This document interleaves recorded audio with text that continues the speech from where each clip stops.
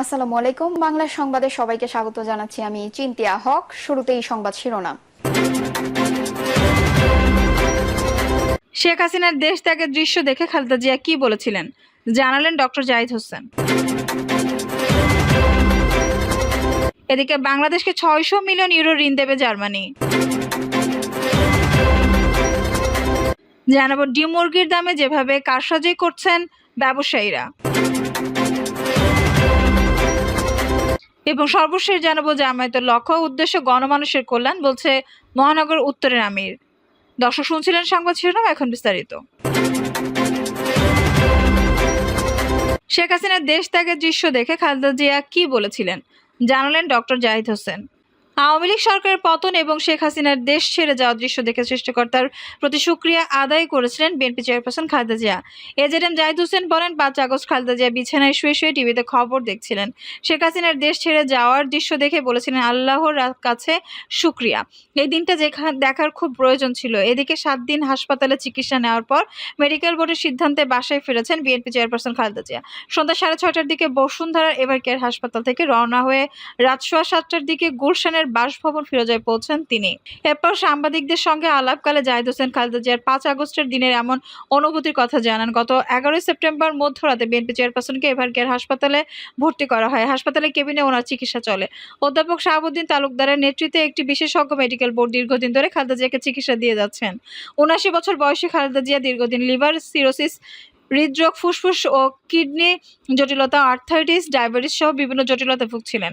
Liver cirrhosis আক্রান্ত BNP চেয়ারপারসনের রক্তনালীতে অস্ত্রোপচার করা হয়। গত বছরের ২৭ অক্টোবর যুক্তরাষ্ট্র থেকে ৩ জন বিশেষজ্ঞ চিকিৎসক এনে খালেদা জিয়ার রক্তনালীতে অস্ত্রোপচার করা হয়েছিল। পরে গত ২৫ জুন এভার কেয়ার হাসপাতালে খালেদা জিয়ার হৃদযন্ত্রের পেসমেকার বসানো হয়। এরপর গত ৭ জুলাই দিবাগত রাতে গুলশানের বাসায় বিএনপি চেয়ারপারসন অসুস্থ হয়ে পড়লে মেডিকেল বোর্ডের সিদ্ধান্ত অনুযায়ী জরুরি ভিত্তিতে পরদিন ভোর এভার কেয়ার হাসপাতালে ভর্তি করা হয়। এরপর ২১ আগস্ট হাসপাতাল থেকে তিনি বাসায় ফেরেন। বিগত কয়েক বছর ধরে হাসপাতাল আর বাসায় এই নিয়ে চলছে তার জীবন। বাংলাদেশকে ৬০০ মিলিয়ন ইউরো ঋণ দেবে জার্মানি। নবায়নযোগ্য জ্বালানির জন্য বাংলাদেশকে ৬০০ মিলিয়ন ইউরো দেওয়ার প্রতিশ্রুতি দিয়েছে জার্মানি। বুধবার অন্তর্বর্তী সরকার প্রধান উপদেষ্টা অধ্যাপক ডক্টর মোহাম্মদ ইউনূসের সঙ্গে বৈঠকে এই প্রতিশ্রুতি দেন জার্মান রাষ্ট্রদূত আখিম স্ট্রেয়ার। তিনি বলেন, বাংলাদেশের সঙ্গে জার্মানির দীর্ঘস্থায়ী সম্পর্ক রয়েছে এবং সাম্প্রতিক বছরগুলোতে এটি ১ বিলিয়ন ইউরো সাহায্যে দেশের বৃহত্তম উন্নয়ন অংশীদারদের একটিতে পরিণত হয়েছে। জার্মানি ইতিমধ্যে বাংলাদেশে নবায়নযোগ্য জ্বালানির জন্য ৫০ মিলিয়ন ইউরো সহায়তার প্রস্তাব দিয়েছে। আখিম স্টোর বলেন, নবায়নযোগ্য জ্বালানির জন্য জার্মানি ৮ বছরের মধ্যে ৬০০ মিলিয়ন ইউরো ঋণ দেবে। এটি একটি বিশেষ সুবিধা, কারণ কয়েকটি দেশের মধ্যে বাংলাদেশ একটি যারা এই সহায়তা পেয়েছে। ডিম মুরগির দামে যেভাবে কারসাজি করছেন ব্যবসায়ীরা। বিগত কয়েক বছরে বাজারে ডিম মুরগির সিন্ডিকেট হয়েছে ব্যাপক শক্তিশালী। সম্প্রতি সরকার দাম বেঁধে দিলেও নানা ছলচাতুরির আশ্রয় নিয়ে এই সিন্ডিকেট নিজেদের প্রভাব বজায় রাখছে বাজারে। চলতি সপ্তাহে কৃষি বিপণন অধিদপ্তর দাম বেঁধে দিয়েছে ফার্মের মুরগির ডিম এবং ব্রয়লার ও সোনালী মুরগির। কৃষি অধিদপ্তর দাম বেঁধে দেওয়ার আগে যৌক্তিক দাম নিয়ে পোল্ট্রি খাদ্য সংশ্লিষ্ট বিভিন্ন সংস্থা ও প্রতিষ্ঠানের সঙ্গে নানামুখী আলোচনা হয়েছে। সর্বসম্মতিক্রমে ২০২৪ সালের জন্য বাজার খুচরা পর্যায়ে ব্রয়লারের দাম ১৭৯ টাকা ৫৯ পয়সা, সোনালী মুরগির দাম ২৬৯ টাকা ৬৪ পয়সা এবং প্রতি পিস ডিমের দাম ১১ টাকা ৮৭ পয়সা করে ডজন ১৪২ টাকা ৪৪ পয়সা বেঁধে দেওয়া হয়েছে। রোববার ১৫ সেপ্টেম্বর ডিম মুরগির দাম বেঁধে দেওয়া হলেও টানা কয়েকদিন সরেজমিনে বাজার ঘুরে সবশেষ বুধবার ১৮ সেপ্টেম্বর দেখা যায় বেশিরভাগ বাজারেই খুচরা পর্যায়ে মানা হচ্ছে না সরকারের বেঁধে দেওয়া দাম। রাজধানী মোহাম্মদপুর, রামপুরা, বাড্ডা, নতুন বাজার, ভাটারা এসব বাজারে এখন ব্রয়লার মুরগি বিক্রি হচ্ছে প্রতি কেজি ১৮৫ থেকে ১৯০ টাকায়। সোনালী বিক্রি হচ্ছে ২৭০ থেকে ২৮০ টাকায় এবং প্রতি ডজন ডিমের দাম এখনো ১৬০ থেকে ১৬৫ টাকা। কেন সরকারের নির্ধারিত দামে ডিম মুরগি বিক্রি করছেন না জানতে চাইলে মোহাম্মদপুর টাউন হলের ডিম বিক্রেতা জানান, সরকার উৎপাদন পর্যায়ে ডিমের দাম ১০ টাকা ৫৮ পয়সা এবং পাইকারি পর্যায়ে ১১ টাকা ০১ পয়সা ঠিক করে দিলেও তাদের কিনতে হচ্ছে বেশি দামে। প্রতিটি ডিম ১২ টাকা দরে কিনতে হচ্ছে। রাজধানীর উত্তর বাড্ডা কাঁচা বাজারেও একই অবস্থা। বাজার ঘুরে দেখা যায় ফার্মের মুরগির বাদামি ডিম বিক্রি হচ্ছে 165 টাকা ডজন এবং সাদা ডিম বিক্রি হচ্ছে 160 টাকা ডজন করে। বাজার করতে আসা কর্পোরেট চাকরিজীবী মনির হোসেন ক্ষোভ প্রকাশ করে বলেন, ডিমের ডজন হওয়ার কথা 142 টাকা, সেটা 145 টাকা রাখলেও মানা যায়, কিন্তু বেঁধে দেওয়া দামের থেকে ডজনে 20 টাকা বেশি রাখা কোনোভাবেই যৌক্তিক না। সরকার অবশ্যই ব্যবসায়ীদের লাভ নিশ্চিত করে দাম বেঁধে দিয়েছে। ব্যবসায়ীরা মুনাফা হবে না বলে যে মায়া কান্না করছেন তার কোনো ভিত্তি নেই। হিসাব করে দেখা যায়, ডিম বিক্রেতাদের কথা মতো প্রতিটি ডিমের দাম 12 টাকা ধরা হলেও খুচরা পর্যায়ে 160 টাকা ডজন ধরে প্রতি পিস ডিম বিক্রি হচ্ছে 13 টাকা 33 পয়সায়। এতে করে একটি ডিমে খুচরা বাজারে বিক্রেতার লাভ থাকছে 1 টাকা 33 পয়সা, আর ডজন প্রতি ডিম বিক্রি করে ব্যবসায়ীরা লাভ করছেন 16 টাকা করে, যা এক রকমের অযৌক্তিক। এলাকার মুদির দোকানদার যুক্তি দিচ্ছেন, পাইকারদের থেকে বেশি দামে ডিম কিনতে হচ্ছে।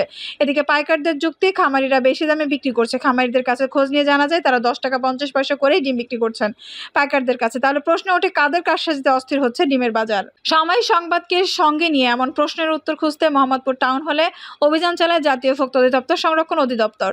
অভিযানে উঠে আসে পাইকারি বিক্রেতাদের ডিম বিক্রির নানা অনিয়ম। খামারিদের থেকে কম দামে ডিম কিনলেও প্রমাণস্বরূপ কোনো পাকা রসিদ রাখেন না তারা।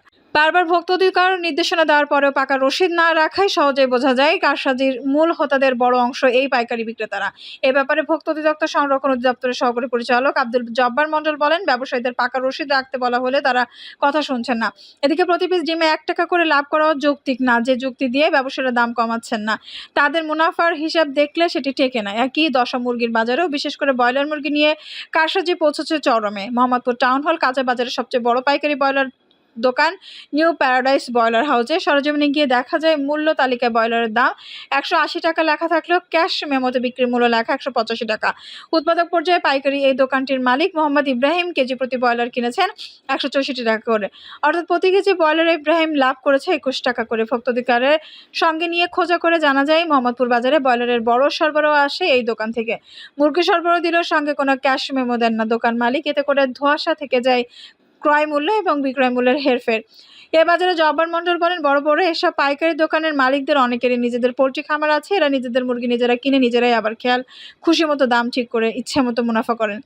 এদের হাত ধরে কাঁচা বাজারগুলোতে অস্থিরতা বিরাজ করে। খামার পর্যায়ে সরকারের নির্ধারিত দামে মুরগি বিক্রি হচ্ছে কিনা জানতে চাইলে জব্বার বলেন, শীঘ্রই এ ব্যাপারে তদন্ত শুরু করবে ভোক্তা অধিকার সংরক্ষণ অধিদপ্তর।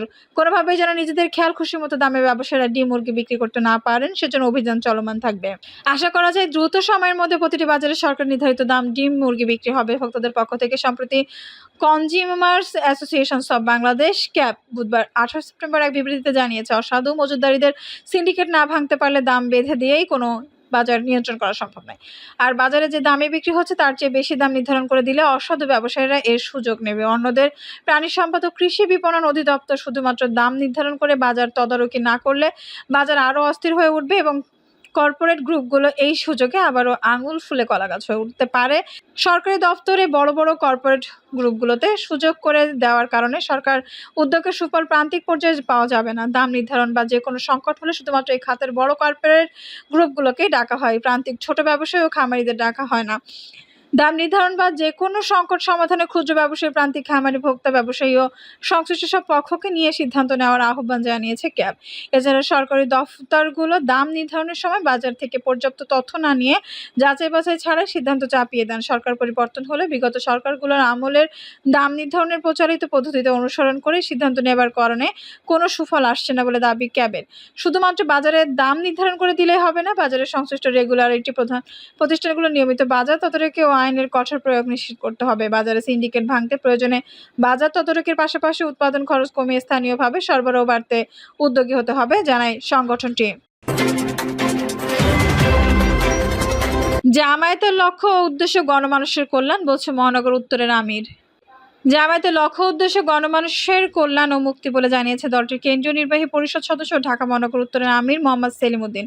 তিনি বলেন, বিষয়টি মানুষকে বোঝাতে পারলেই তারা জামায়াতের দাওয়াত গ্রহণ করবে। এই ক্ষেত্রে জোর জবরদস্তির কোনো সুযোগ নেই। শুধু আল্লাহকে রাজি খুশি করার জন্য আমাদের দিনের পথে বিরামহীনভাবে কাজ করতে হবে। এ সময় সেলিম উদ্দিন বলেন, একটি সফল আন্দোলন ও গণবিপ্লবের মাধ্যমে গত 5 আগস্ট দেশ স্বৈরাচার, ফ্যাসিস্ট ও অপশাসন দুঃশাসন মুক্ত হয়েছে। ফলে জনগণের মধ্যে নতুন আশাবাদের সৃষ্টি হয়েছে। আর এই আন্দোলনে ছাত্র জনতার সঙ্গে জামায়াত ইসলামীও ঐতিহাসিক ভূমিকা পালন করেছে। ফ্যাসিবাদ বিরোধী সব রাজনৈতিক শক্তি ও দেশের সব শ্রেণী পেশার মানুষ এই ঐতিহাসিক বিজয়ের অংশীদার। আন্দোলনে আপোষহীন ভূমিকার কারণে সাধারণ মানুষের মধ্যে জামায়াতের গ্রহণযোগ্যতা ও স্বীকৃতি আগের তুলনায় অনেক বেড়েছে। অপপ্রচার ও ভুল বোঝাবুঝি বৃত্ত থেকে বেরিয়ে এসে মানুষ জামায়াতকে নিয়ে নতুন করে ভাবতে শুরু করেছে। তাই ইসলামী আন্দোলনের শপথের কর্মীদের হীনমন্যতার কোনো সুযোগ নেই। তিনি বলেন, জামায়াত দেশে একটি ন্যায় ইনসাফ ভিত্তিক কোরআনের সমাজ প্রতিষ্ঠার জন্য দীর্ঘদিন নিরবিচ্ছিন্নভাবে আন্দোলন করে যাচ্ছে। তাই দেশে একটি সফল বিপ্লব ও দেশ চালানোর জন্য যোগ্য, প্রজ্ঞাবান ও নেতৃত্বের গুণাবলী সম্পন্ন জনশক্তি তৈরির কোনো বিকল্প নেই। যার যতটুকু সুযোগ ও সক্ষমতা রয়েছে তাই যথাযথভাবে কাজে লাগিয়ে দিন প্রতিষ্ঠার আন্দোলনকে বেগবান করতে হবে। দর্শক, এই ছিল এখনকার সর্বশেষ সংবাদ নিউজটি। ভালো লাগলে অবশ্যই একটা লাইক দিন, কমেন্টে আপনার মূল্যবান মতামত জানান। সবসময় আমাদের পাশে থাকতে সাবস্ক্রাইব করে বেল বাটনটি অন করে রাখুন। ধন্যবাদ।